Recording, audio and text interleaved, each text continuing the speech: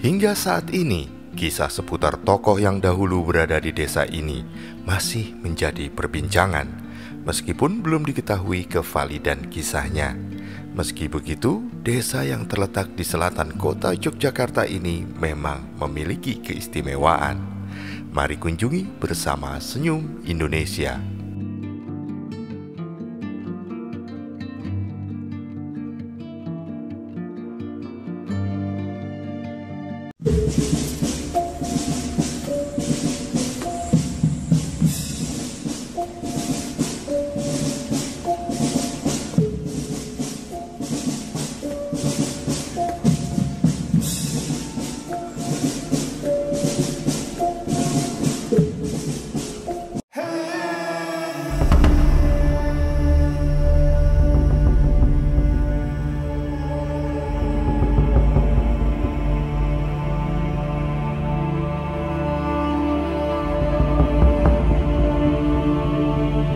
Di pagi hari yang cerah, aku menuju ke selatan kota Yogyakarta, melintasi persawahan yang mengering dan sepertinya tak ada aktivitas yang berarti di sana.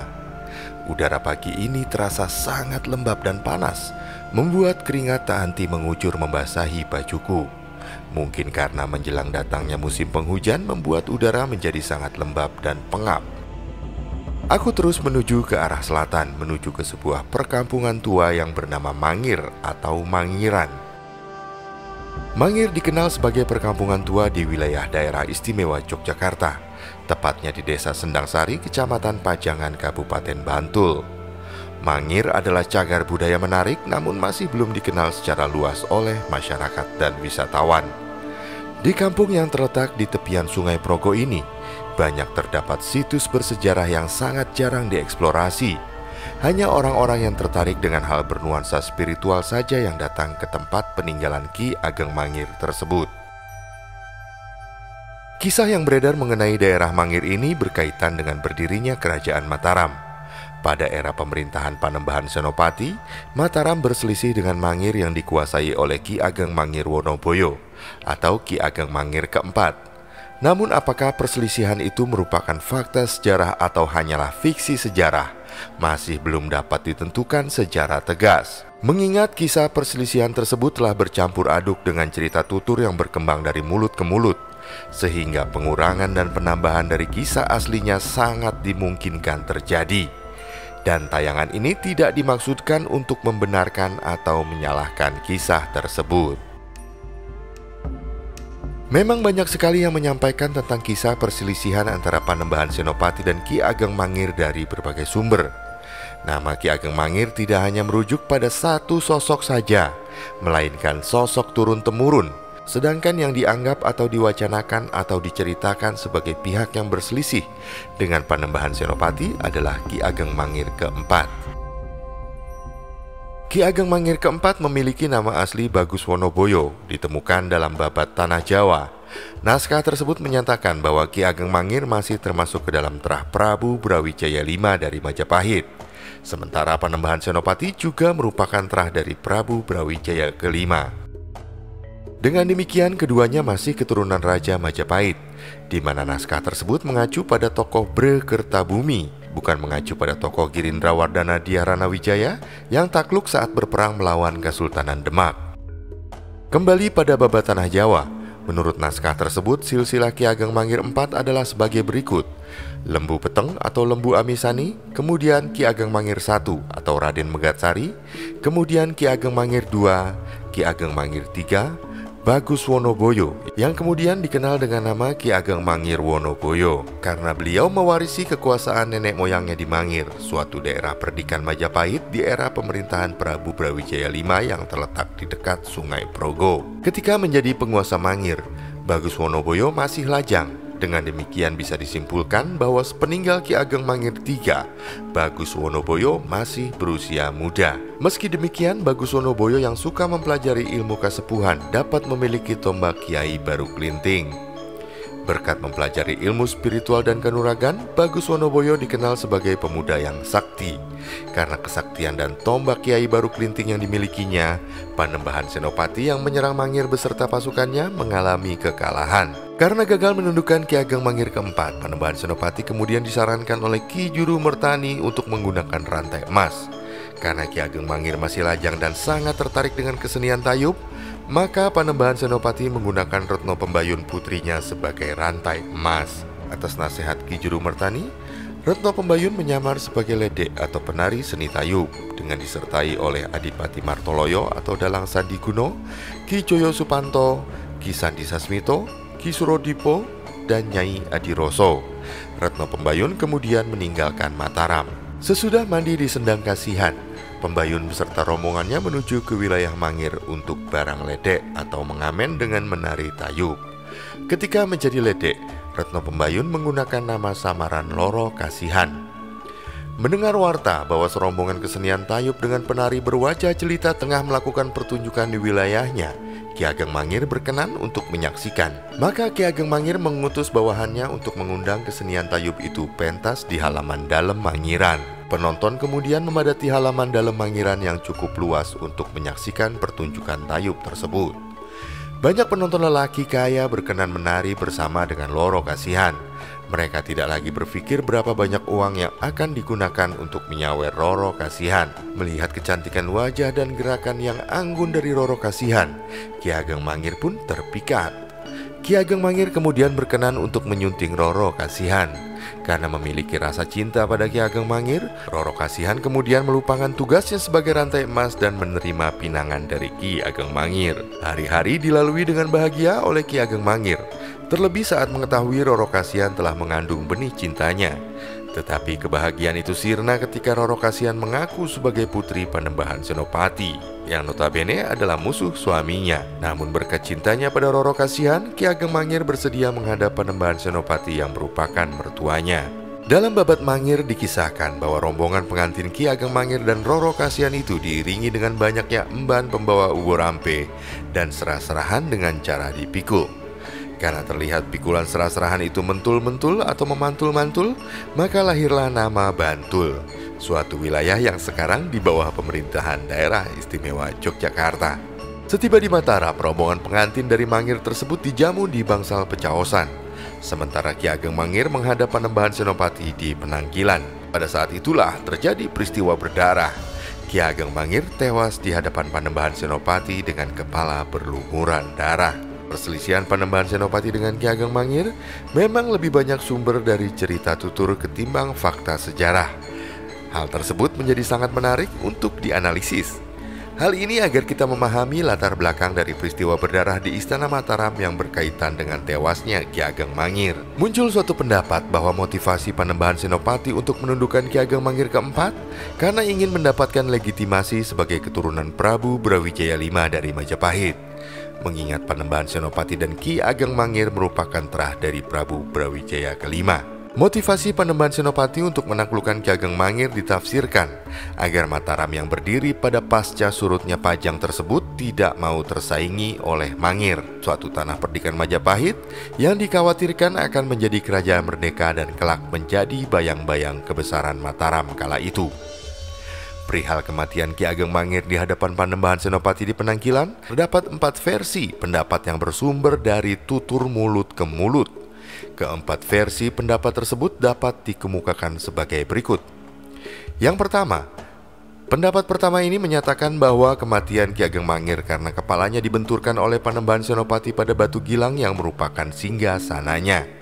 Bila kisah ini benar, maka berdirinya Istana Mataram telah dilumuri darah Ki Ageng Mangir. Sesudah tewas, jasad Ki Ageng Mangir dimakamkan separuh di dalam benteng makam dan separuh berada di luar makam Raja-Raja Mataram di Kota Gede, Yogyakarta. Sampai sekarang makam ini bisa dilihat ketika berziarah di makam tersebut. Pendapat kedua mengungkapkan bahwa Ki Ageng Mangir tidak dibunuh, melainkan disingkirkan oleh Panembahan Senopati. Kepada Demang Tangkil Ki Ageng Mangir dititipkan, maka ketika meninggal Ki Ageng Mangir dimakamkan di wilayah Tangkilan, Godean, Sleman. Makam Ki Ageng Mangir yang berdekatan dengan Sungai Konteng tersebut sampai sekarang masih bisa dikunjungi. Pendapat ketiga menyebutkan bahwa Ki Ageng Mangir tidak dibunuh oleh Panembahan Senopati, namun diusir dari wilayah Mataram. Maka dengan dikawal pasukan Panembahan Senopati, Ki Ageng Mangir meninggalkan ibu kota Mataram. Setibanya di desa Banaran, Ki Ageng Mangir dibunuh oleh pasukan Panembahan Senopati. Jasadnya dimakamkan di Tangkilan Godean, Sleman. Pendapat keempat kemudian menyatakan bahwa Ki Ageng Mangir tidak dibunuh oleh Panembahan Senopati, melainkan oleh Raden Ronggo. Pendapat ini berpijak pada suatu asumsi bahwa kesaktian Raden Ronggo setanding dengan kesaktian Ki Ageng Mangir. Keempat versi tadi merupakan pendapat yang sangat perlu untuk dikaji lagi, mengingat semuanya berpijak dari cerita tutur yang bisa ditambah dan dikurangi. Selain itu, tidak ada bukti-bukti sejarah yang kuat tentang siapakah pembunuh Ki Ageng Mangir sebenarnya.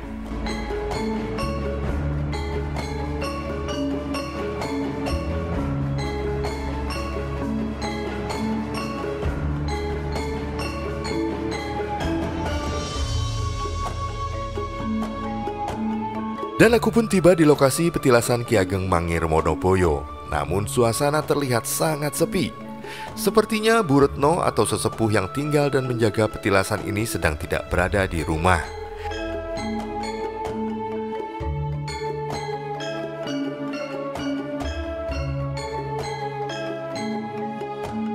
Ketika mengunjungi lokasi ini beberapa tahun lalu, Bu Retno pernah menceritakan bahwa hampir semua presiden Republik Indonesia pernah singgah di petilasan ini. Menurut cerita Bu Retno juga, dahulunya komplek petilasan ini merupakan kebun pohon bambu yang wingit dan dikeramatkan oleh masyarakat sekitar. Hingga kemudian di tahun 1984, ada sosok orang tua yang bernama Mbah Bali mengaku mendapat wangsit untuk mengelola petilasan tersebut. Mbah Bali mengelola petilasan selama 30 tahun dan membangun kompleks petilasan yang menjadi bagus seperti ini dengan biaya pribadi. Setelah dipugar dan diperbaiki, petilasan Ki Ageng Mangir menjadi objek wisata yang indah. Kompleks ini menawarkan pemandangan yang sejuk dan alami, hingga pengunjung akan merasa nyaman dan betah untuk berlama-lama di kampung ini.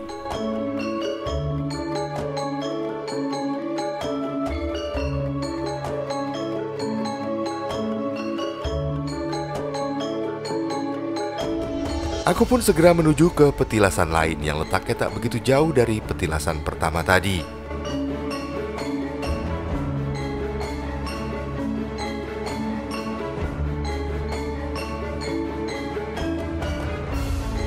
Di petilasan berikutnya ini terdapat sebuah batu yang berada di bawah sebuah pohon alas randu yang sangat besar dan tinggi. Oleh masyarakat sekitar, batu itu disebut sebagai Watu Gilang dan diyakini sebagai singgasana Ki Ageng Mangir Wonoboyo. Suasana di lokasi kedua ini terbilang sangat teduh dan nyaman.